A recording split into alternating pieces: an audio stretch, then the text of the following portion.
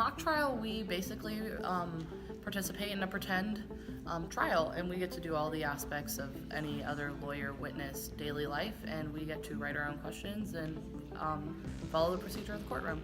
We compete in an actual courtroom, and it runs just like an actual trial would. We get a judge, a jury, and everyone brings their own witnesses, and we question them just like anybody else would. Balancing AP classwork and mock trial is definitely not the easiest thing in the world. However, putting a lot of time and effort into mock trial is not hard.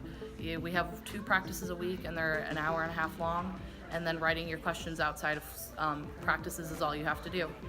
I got into mock trial. I auditioned with Ms. Brewer, and I auditioned against other lawyers. And this is a really fun activity. I suggest doing mock trial because we are a really great team, and it's just been a lot of fun this year.